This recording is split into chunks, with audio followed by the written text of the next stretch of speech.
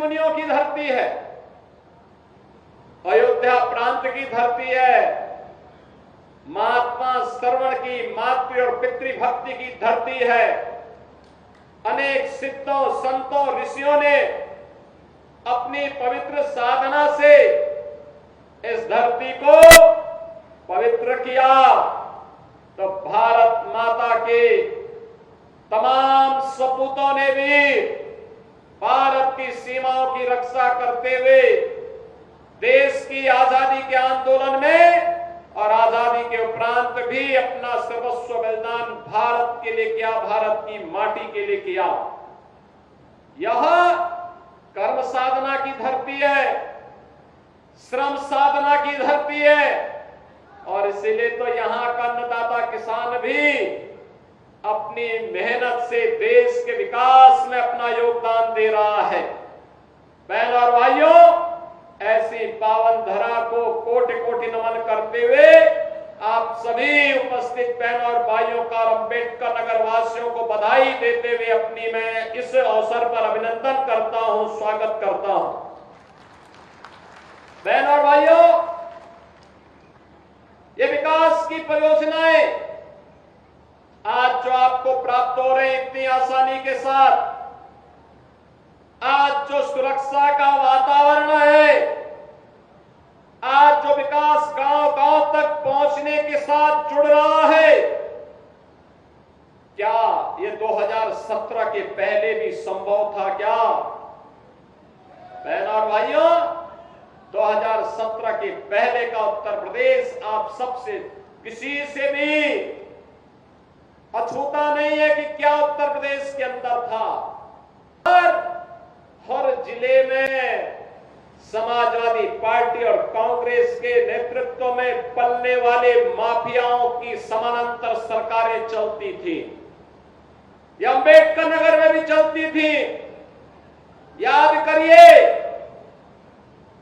हिंदू जागरण मंच के अध्यक्ष, टाडा जनपद के ही निवासी हमारे एक प्रमुख कार्यकर्ता की हत्या यहां होती है और कोई सुनवाई नहीं होती, कोई सुनवाई नहीं हो रही थी। तब भी मुझे आंदोलन करने के लिए अम्बेडकर नगर जनपद में आना पड़ा था। तब भी हम लोगों ने आंदोलन किया था उस माफिया के खिलाफ और समाजवादी पार्टी की सरकार की अराजकता के खिलाफ।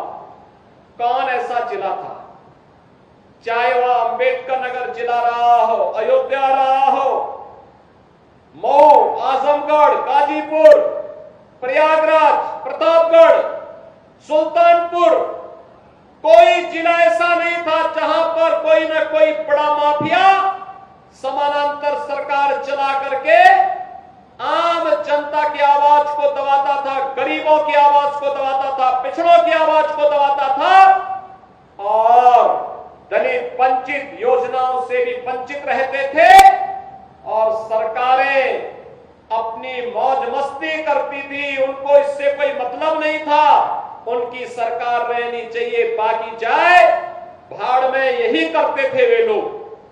लेकिन 17 के बाद एक एक करके माफिया कहां चले गए ये भी आप सब जान रहे हैं। माफियाओं की छुट्टी हो गई, माफिया मुक्त उत्तर प्रदेश हो गया। जो लोग पर्व और त्योहार में विघ्न बाधा डालते थे, विघ्न बाधा समाप्त हुई। अब पर्व और त्योहार शांतिपूर्ण तरीके से मनाए जा रहे हैं। बेटी और व्यापारी की सुरक्षा पर जो खतरा पैदा करते थे वे सभी गायब हो गए और जो बचे हैं वे भी अपनी अंतिम यात्रा की तैयारी कर रहे होंगे। बहनों और भाइयों, मैं तो केवल आपसे कहने के लिए आया हूं, मैं केवल आपसे कहने के लिए आया हूं कि रात जलती हुई बेटी के साथ किस प्रकार का व्यवहार होता था और किस प्रकार के वक्तव्य आते थे उस समय के मंत्रियों के, किस प्रकार के बेशर्मी पूर्ण वक्तव्य देते थे समाजवादी पार्टी के नेता। बहनों और भाइयों, ये किसी से छुपा हुआ नहीं है और इसीलिए मैं आज आपसे कहने के लिए आया हूं, एक बेटी तो सबकी बेटी होती है। उस बेटी का सम्मान और उसकी रक्षा पूरे समाज का दायित्व बनता है। लेकिन ये समाजवादी पार्टी इसका महत्व कहां समझ पाएगी। यहां तो गुंडों की भरपूर फौज खड़ी थी, उनको लेकर के लोग चलते थे, उनको अपना शागिर्द मानते थे। जो जितना बड़ा गुंडा और माफिया होता था, समाजवादी पार्टी में उतना बड़ा ओहदा उसको दे दिया जाता था।